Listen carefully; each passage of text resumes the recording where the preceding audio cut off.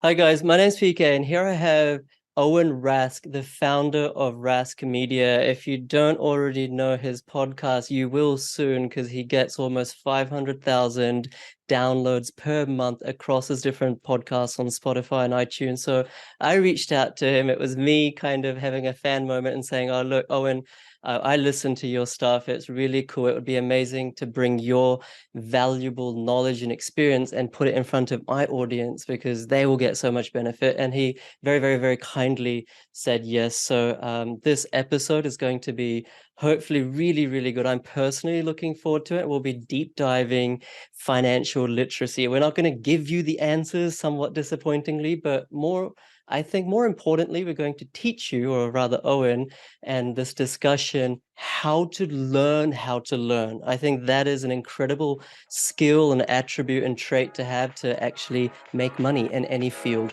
of life.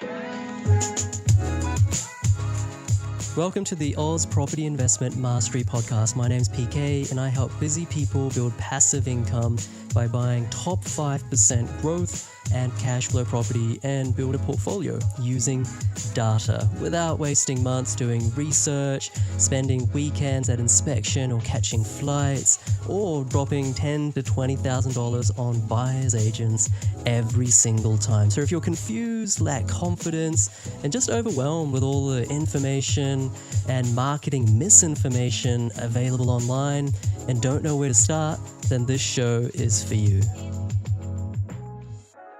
Thank you so much, Owen. Thanks, PK. I really appreciate you reaching out to me. Yeah, I mean, I could say the same thing about you and what you've created. So I'm just happy we both get to help people. Isn't that wonderful? So thanks for having me today.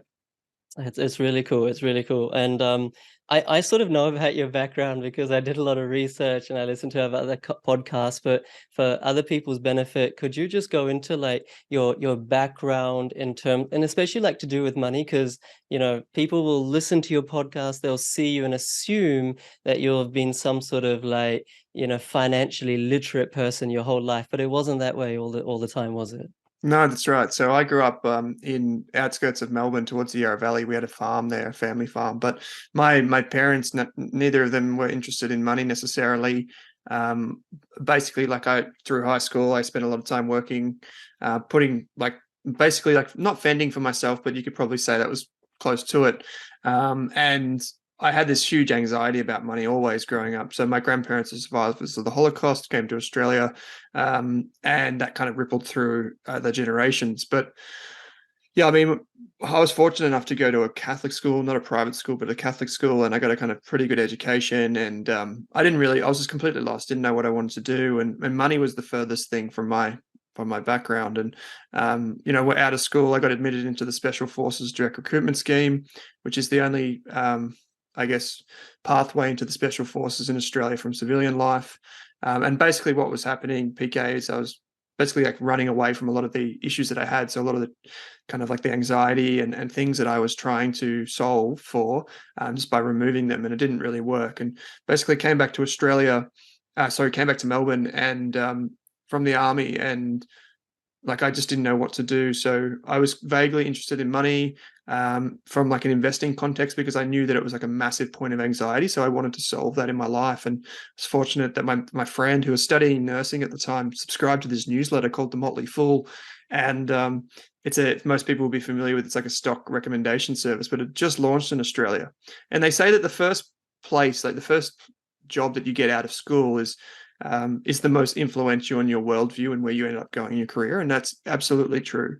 I was so blessed that we found the Motley Fool because they sent out an email that said, we're looking for freelancers to write for us. Just anyone can write for us. And so my mate and I, we thought, well, chances are they're probably not looking for too many writers. So what we'll do is we'll put it all under his name and we'll both write together. We'll write these articles on shares and investing, and hopefully one of us gets admitted. And then after a few weeks or a couple of months, I can't remember, we said to them, we confessed our sins. We were saying, it's actually both of us writing, and we would love it if Owen could write under his own name. And so we started writing for the Motley Fool. And, lo and behold, we were basically kind of like the fourth and the fifth people through the door, even though we were freelancers.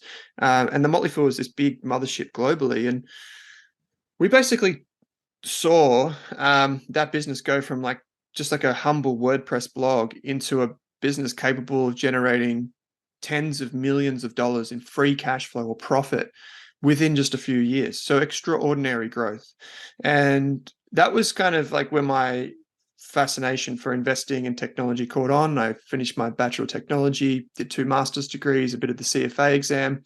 And, you know, I hold all this time, like I believe that education was so important, financial education was so important, but no one did it. Like you click on the web page on a bank's website, like you go to Combank or something like, you click education, and it's basically just like, here's a personal loan or a credit card. It's like, it's not education, it's actually just marketing. It's complete bullshit, to be honest. And so I thought, well, someone's got to do something about this. So in 2017 or thereabouts, I set on starting what would eventually become Rask, which is the business that you see today. And I remember one of the earliest pieces of advice I got when I was chatting to another founder was like, every business is an overnight success in 10 years. And basically, you know, what you see today is like, most of my hair's now gone. It's taken okay its to me. toll. Yeah, from this angle, it's got like a good lights. But that's basically it, right? And so fast forward to today, yeah, we've got 20,000 students who have enrolled in our free courses or our mostly free courses. We've got, they said, 150,000 podcast listeners, tens of thousands of readers, subscribers, heaps of different stuff. And if you think about my roots, like, I was just an absolute mess. I remember saying that when we had our first big, what we call Rash Treat, which is like a retreat where we go away, I just said, like, this business is built on my anxiety about money. And I think a lot of kind of, I'm not going to say I'm an entrepreneur, but a lot of good entrepreneurs that I deal with, what I find, mate, is that most of them have some type of imbalance that drives them to, I guess, remove that imbalance. And it could be small or it could be something really profound. But mine was definitely like, I had a huge amount of anxiety and a huge amount of fear. You know, I remember when I had to just get a tax file number, I was like, they're not going to give me one. As in, like, whoever they are, they're not going to give me one. Why would I deserve a tax file number? And lo and behold, now, you know, it's a totally different story. And I'm so blessed for that. Amazing. I kind of really do resonate with that whole anxiety story. You mentioned this concept of people who become entrepreneurs, presumably somewhat successful, have an imbalance. I've never heard anyone really talk about that in detail, but as you mentioned it, I could kind of relate it to myself because I wasn't I didn't grow up with a lot, and I almost had this unhealthy imbalance of I must be better financially speaking than others, and that was like my driving Mm. force to, like, become a banker and this and that. It was like totally unhealthy. Like, that's very like toxic to want to be better than others, but that was my mindset, like that, let's be honest. And it was an imbalance in something, right? Like, money anxiety, what did that mean for you, beyond the text file number, which is of course like a symptom? What was the underlying like conflict or friction within your mind or within your heart that led to that? Well, I guess, and I know a lot of people listening or watching this will relate to this idea of like imposter syndrome. So my journey through to the finance industry was that I worked for the Motley Fool, funny sounding name. It grew hugely. I made a lot of money just as a contractor. And yet I still had this fear of like, I'm going to lose my job. I don't have enough money. Um, I'm kind of like almost destitute. Like, if I don't do it now, like, no one else is going to protect me and no one else is going to help me, because I mean, there are a lot of family issues that I had been dealing with, like a lot of family issues. Like, I come from a broken family. Um, I I didn't really have a relationship with my dad for a while. I I saw my mum go through a lot personally, but also within our family while providing for us. My brother going through a lot of issues, and so a lot of the times I felt that I was kind of alone, and I felt that I I was like a team. Like, it wasn't the case, but I felt like constantly that I was a team of one, while at the same time feeling like I wasn't worthy of being able to have money or to be successful. And so basically, I remember when I was younger, I said to myself, this is when I was really young. I said to myself, I don't really care what I do. I just want people to value my opinion. And I kind of did that because I ended up now with all these podcasts and all these channels and this media business, you could say, and it's kind of turned out that way. But I remember that kind of be like the driving force. It was almost like I needed the external validation. I call it like two compasses. It's like an external compass that points to something.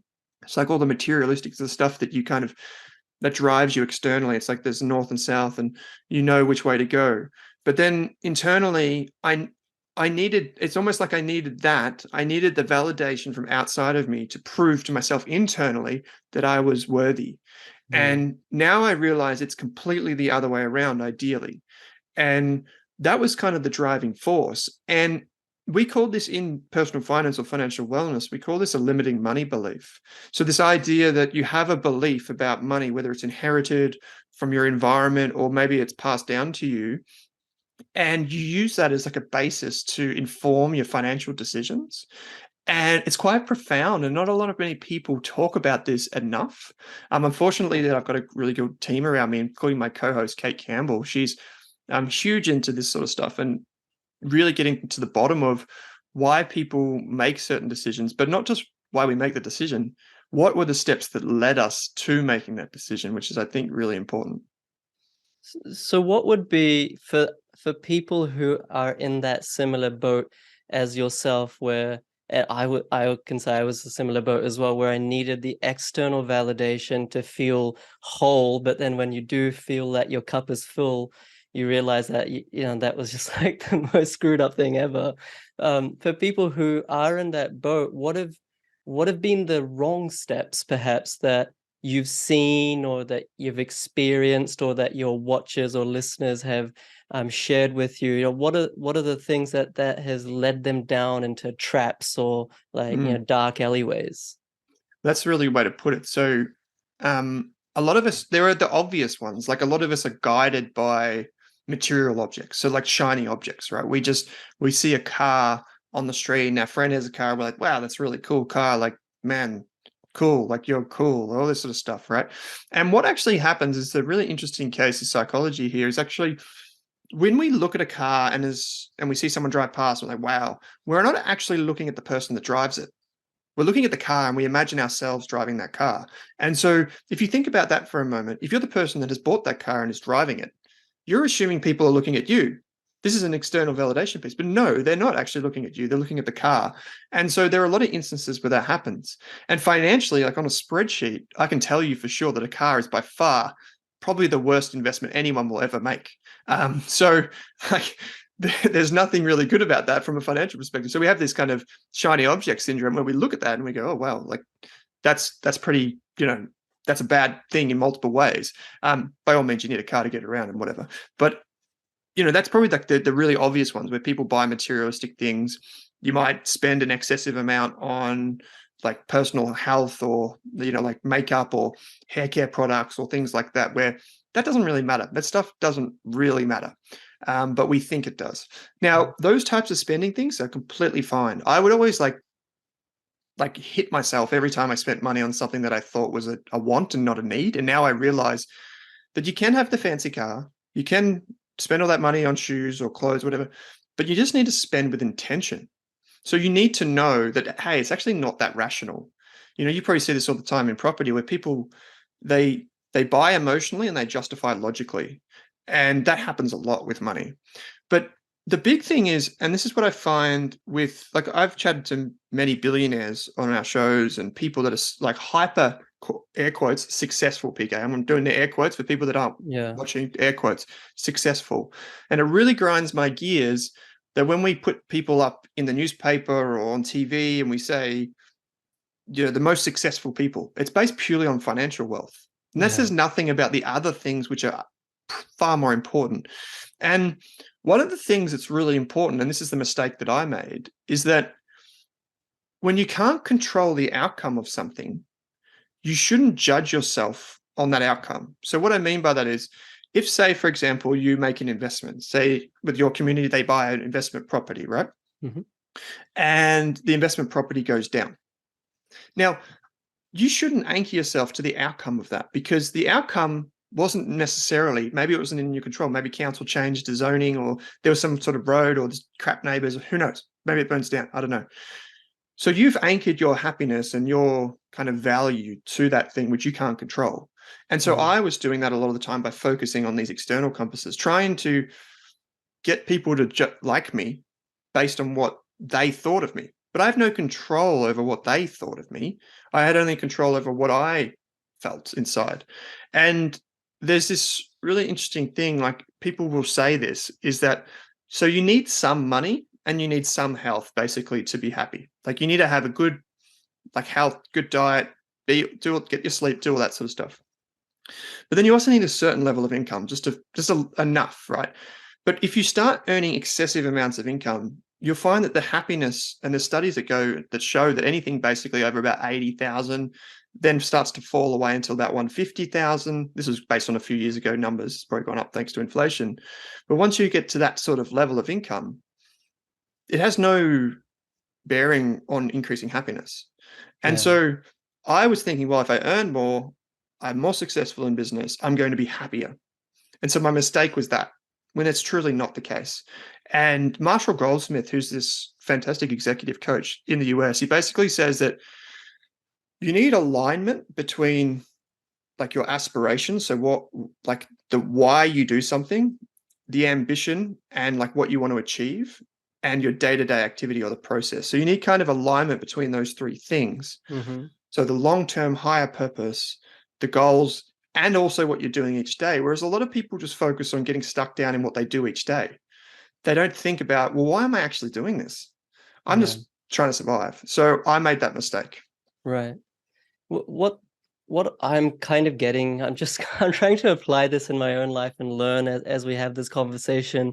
And what my brain kind of just sprouted out was that in my own situation, I'm finding that it's no longer about the money, but per se, but it's still about the money in terms of the achievement that goes with it. So if I make X amount a month or X amount a quarter or X amount a year, I'm never going to spend it. Like, like you said, happiness, flatlines, it tops out.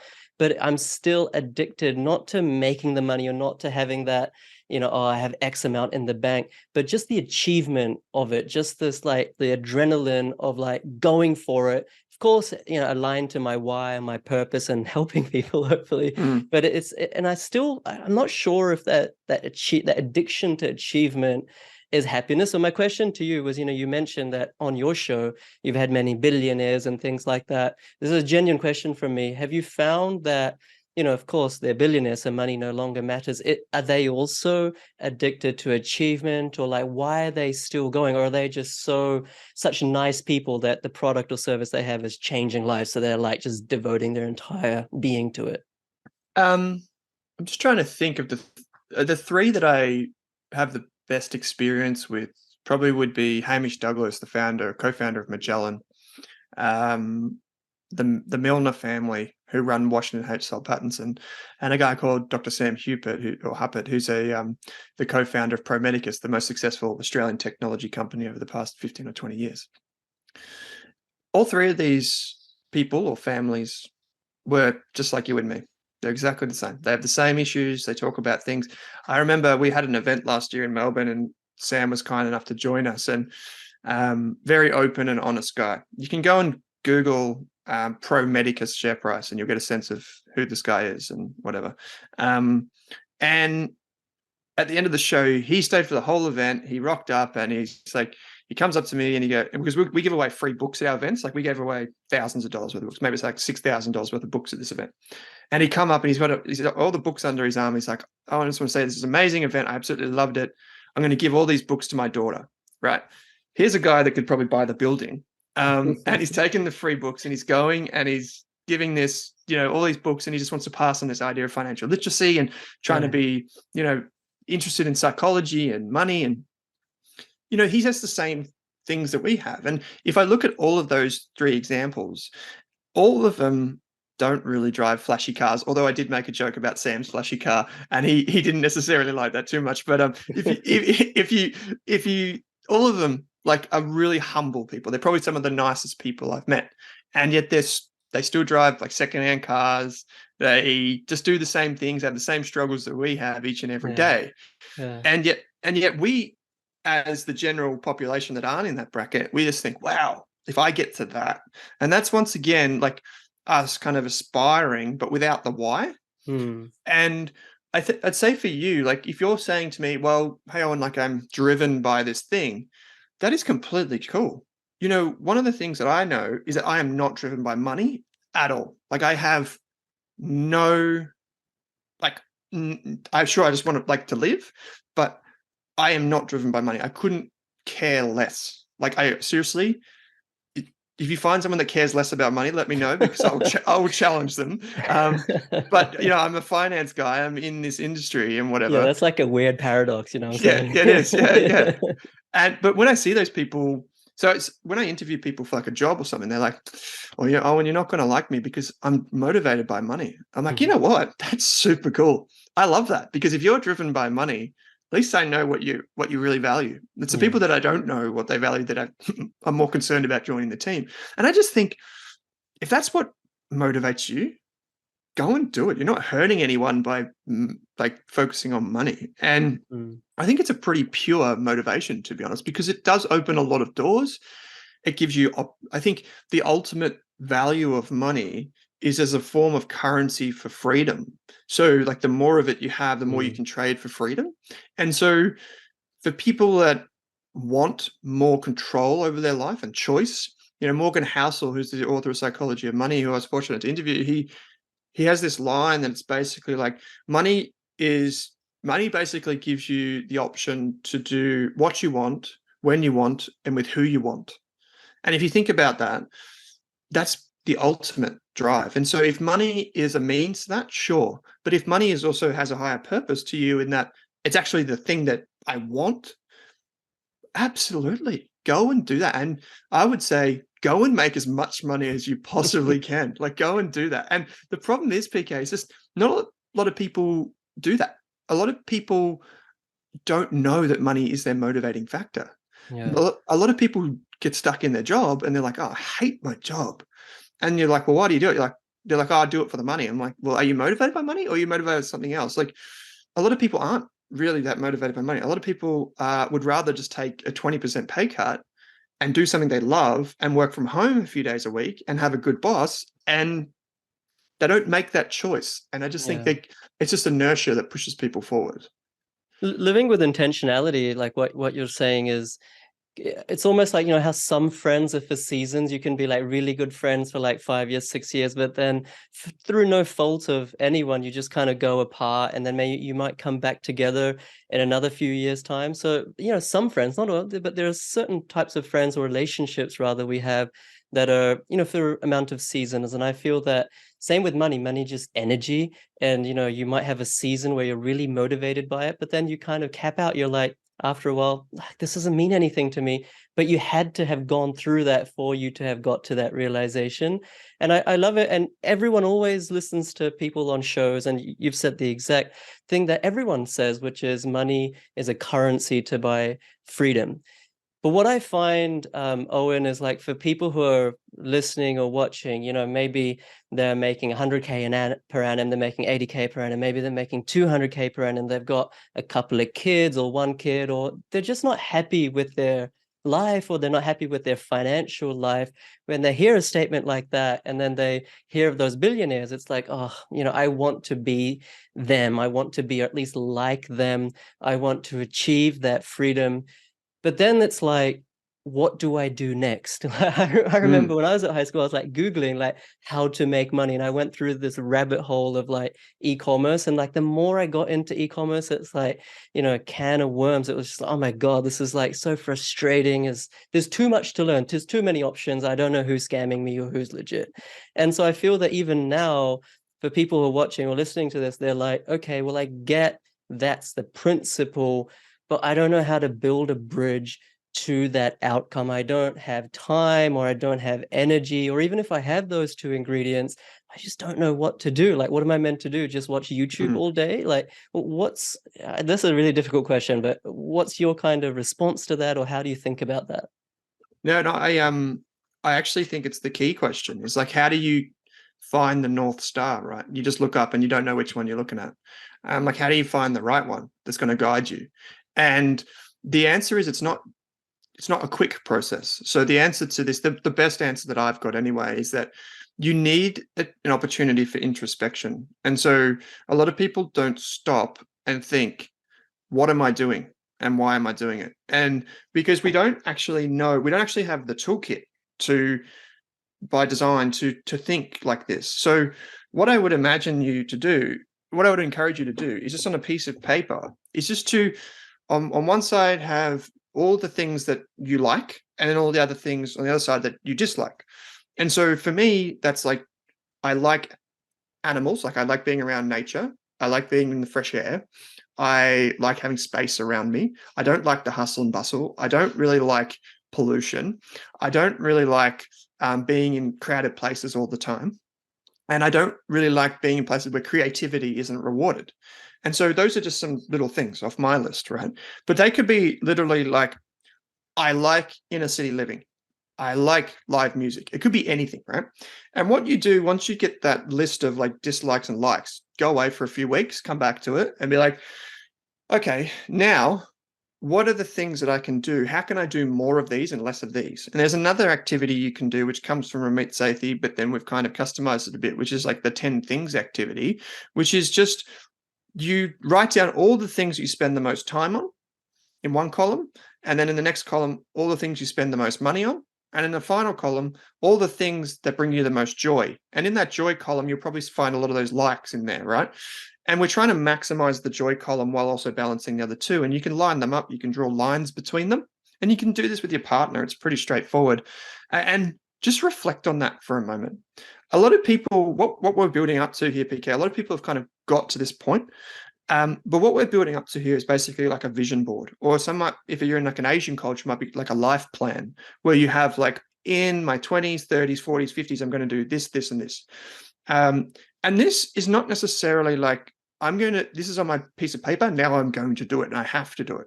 This can change, it will evolve through time, all of those things. And it wasn't until I started thinking about this sort of stuff that I realized, I'm kind of doing a lot of the things that I wanted to do anyway. B, there were some changes that I needed to make it work, and I'm still making them to get more work-life balance. C, my relationships with my friends and family really took a toll because I was, like I said, inertia was just pushing me forward in business to keep focusing on business. And what was the expense or the cost? The cost was those relationships. And so I realized that those relationships needed to be repaired because those were on my likes. Friendship was something that I value. So like that was on my list. So I could sense, like I could have this introspection and be like, I could see this all on paper and be like, okay, I'm going in the wrong direction here, but this is really good. This part here, I want to focus more on this stuff. And this wasn't all me just coming up with this. Like I worked with a psychologist on this and for probably a year and a half. And I also work with a life coach. And the life coach sits down with you and they give you something. And I've just got it in a piece of paper here for people that are watching. It's just like a little simple round, like a pie chart. And then it's got things like your relationships and money and all these things in there. And you give yourself a score. So it's literally them just saying, how would you score yourself for these things? And the thing is, I can't come out here and be like, well, everyone should go and be a doctor because you'll make more money and you'll get work-life balance, even though that might not be true. So the best thing that this is what makes the answer to this question hard is that everyone is different. And we end up in things because of that inertia, which is driven by those limiting money beliefs. Like a good one is like, oh, you need to work hard and you need to save money. Well, maybe not. Like maybe there's a point in your life where you don't want to work hard and you don't want to save, and that's okay.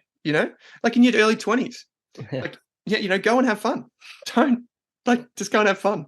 But so everyone is different. And I think when we kind of break free of those limiting beliefs, like those shackles that hold us back, and we actually take time to look at these things, I think that's the way we become more intentional with money, with our careers, and relationships and all those things that truly matter to our happiness. Right. I'm going to forgive me in advance, but I'm going to step this up a second and like ask him maybe an even more challenging question, because through deductive logic, this is kind of the next step. Okay, so let's assume that I have engaged a life coach or some sort of therapy, which, by the way, I'm a huge proponent of. I get myself as well. I have a therapist who's completely revolutionized my money mindset, my scarcity habits, all that kind of thing. Let's say I've done that, really solid inner work, and I'm like, okay, this next 10 years of my life is about wealth creation. This is about wealth creation. I'm happy to devote the time to it. I'm happy to devote the energy to it. My family is supportive. Everything else is in balance. I'm all good. But now I'm in analysis paralysis mode. How can I make money? There's different avenues. I can start a business, I can get a better job, a higher paying job, I can invest in the stock market, I can do index funds, I can do property, I can do fixed income. There's unlimited ways by which you can make money. And it's really rich of podcasts like myself to go really deep in property and say, guys, property is the way, you can get ahead, but it might not be right for everyone, right? Based on their risk appetite, based on, just themselves. Like, how can people actually figure, I'm not asking you to tell people what the correct strategy is, but how can people figure out what is the correct strategy, what is the right path, or what is the right blend of strategies? Once again, I'm not asking from a financial perspective, but from a mindset, from a mental framework. But how do people approach that and just get out of that constant overthinking, and then watching other people get successful, and and that just builds more pressure on themselves? Yeah, it's a great point. There's these two schools of camp. There's one that believes people make decisions, 80-20 decisions, those really quick decisions. And then there's the others that are the really discerning thinkers. And those are the ones that can't decide between SPC or Heinz or the home label baked beans. And they're all the same thing, that has come in a different wrapper, right? So now that's kind of controversial. Some people that love baked beans will be like, well, hold on a second. There's different, I guess there's different courses for different horses in this respect. And I think a lot of people, at least in the investing context, are really guilty of overthinking things. And so we have kind of I heard something this morning from an investor who I was interviewing, which was really cool. He said he basically subscribes to this idea that the ideal investment strategy is the one that of least regret. No matter what you do, you're going to have regret. So if you cast your mind forward, you could invest in a property. Well, what's the thing there? Well, maybe I've got, a commitment to property management, or maybe there's debt that I need to service, so it keeps me in my job or whatever. If I invest in shares, well, I've got to deal with the volatility. It seems like a steeper learning curve. If I start my own business, well, there's just the biggest commitment I could probably make. The upside's there, but the chance that it survives after 5 years is less than 40%. So, all of these different things, you started rattling these things through your mind. Now, it's a bit hard because you can't always dip your toe in the water with certain things like this. You can do that with shares, where you can just try it. You can try before you buy. Just you can even invest at $5 these days. You just put some money into some ETFs, see how you feel. If you go with property, well, there's ETFs and real estate investment funds that you can put $500 in, but it's not the same experience. And then with property, with a business, you can do a side hustle or something like that.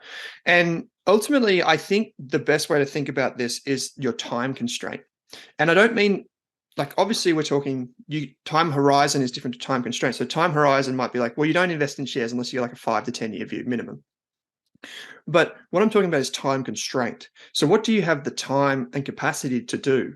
So for me, I realized early on in my life that if I was going to start a business like the one that I've started, and I was going to give myself to it, and it took 4 years without a wage, I didn't take a wage, I could probably only do that really early in my life because I had the time.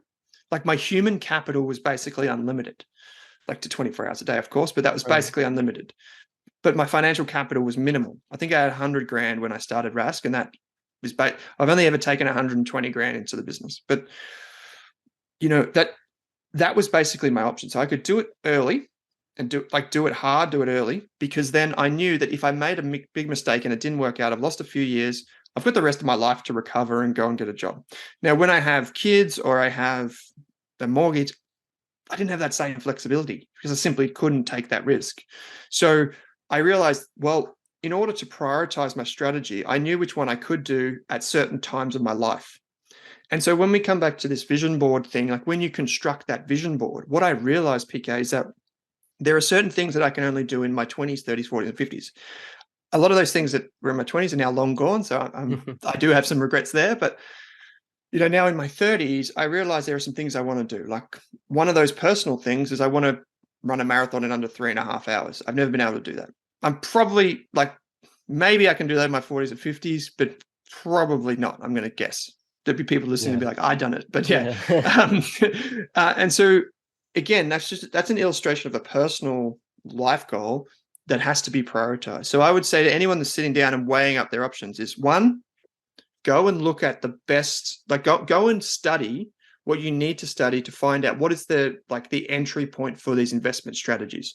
Number two is that your career when you're early on is the best way to make money. And by that, I mean your first $100,000, the best way to get to $100,000 is to increase your income, like to earn more, get a bigger shovel, so to speak, and Yeah. then start throwing the money away.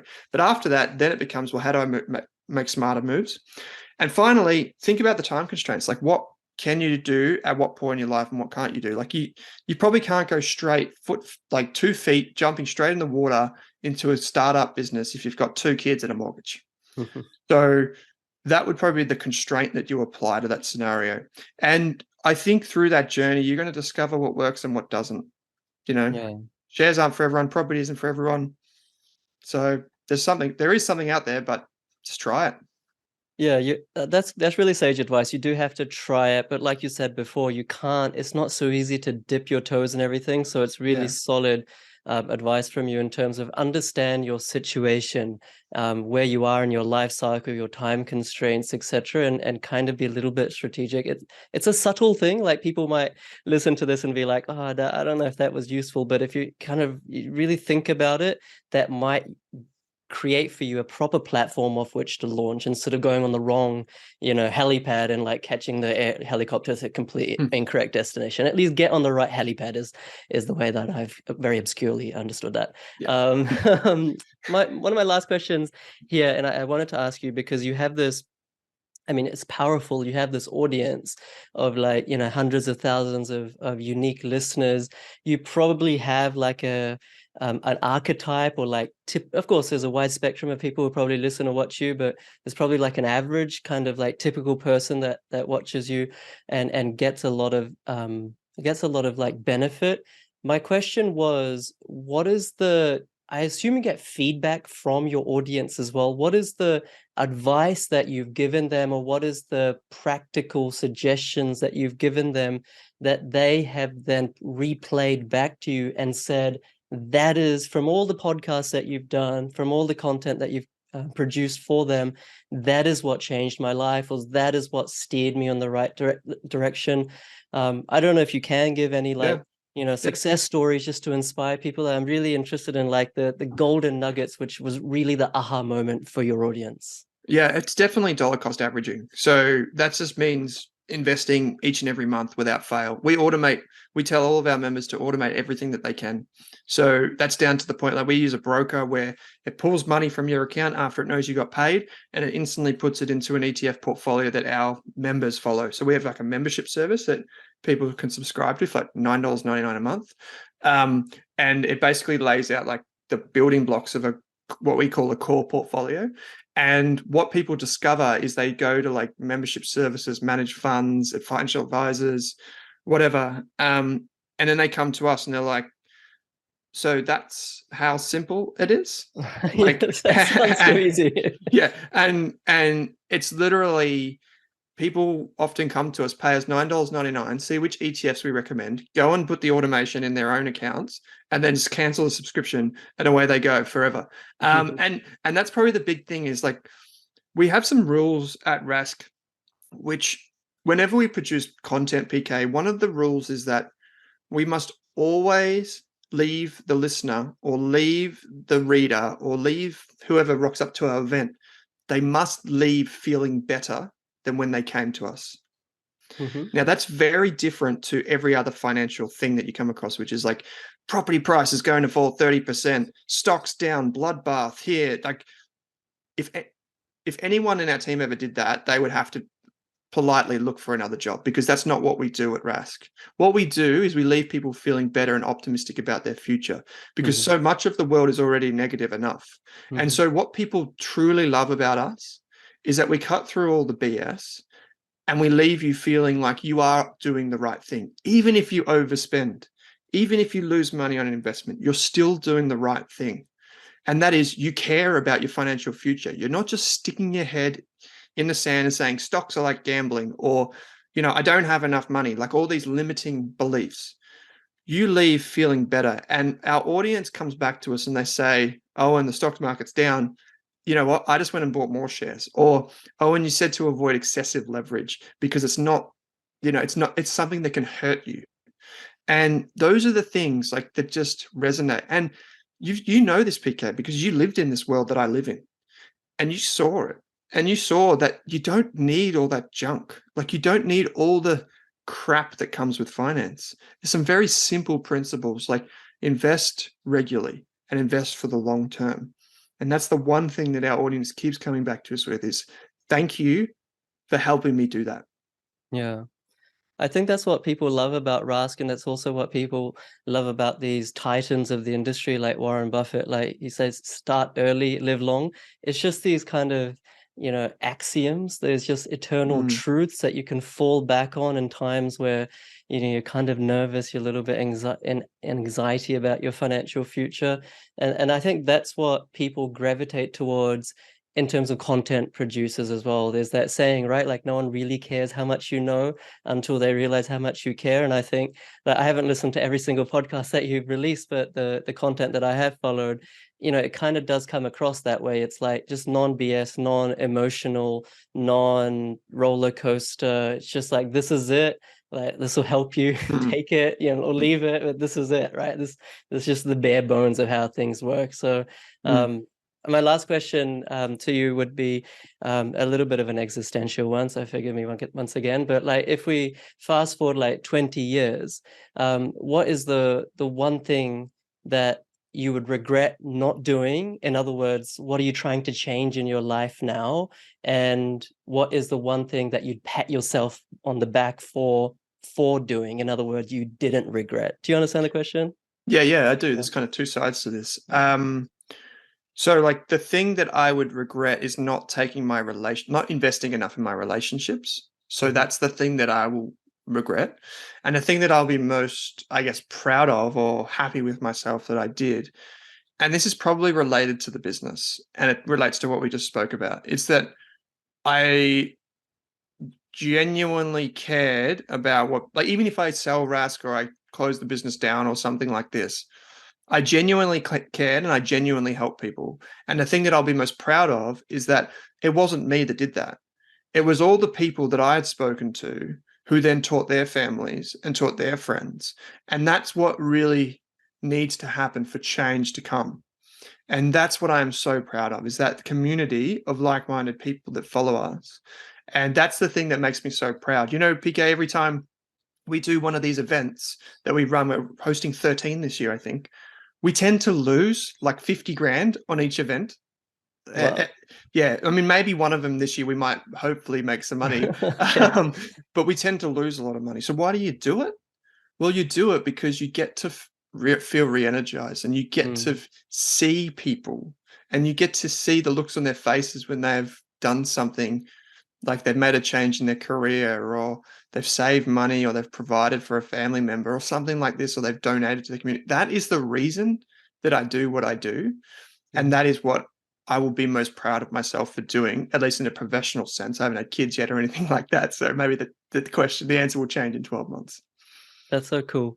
No, I mean, just honestly speaking, just talking with people like you is kind of what gives me energy. Just like you talked about there, what energizes you. So I'm really grateful for your time, obviously, today. And I know you've got like you had two podcasts, and then you have another one. Like, could you just go through how people can find you, and who should try to even find you? Yeah, sure. So we deal with everyone. You talked about archetypes before. We have two. We have Sky, who's like a near 30-year-old female. She's probably got a kid or kid on the way or just married. So she would love our Australian finance podcast, which is all about like financial wellness and the intro to investing type stuff. And then we have Ryan, who's our other one, which he's an engineer typically. He's like a tinkerer, someone that likes to see how things work. That would be the Australian Investors podcast. And so we deal with both of those, but we also deal with one of our oldest members, I think was 84. And he was learning how to invest in ETFs.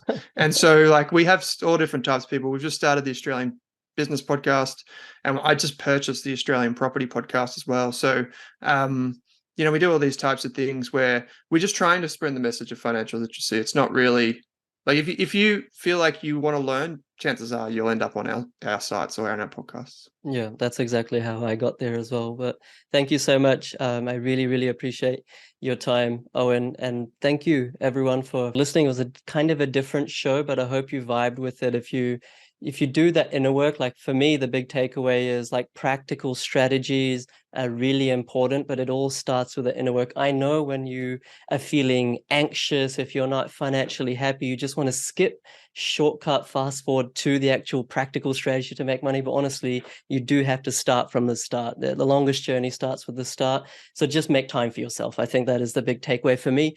And yeah, I hope you guys got a bunch of value from it. Hit the subscribe button, hit the like button. And once again, thank you so much, Owen. Brilliant. Thanks for having me, PK.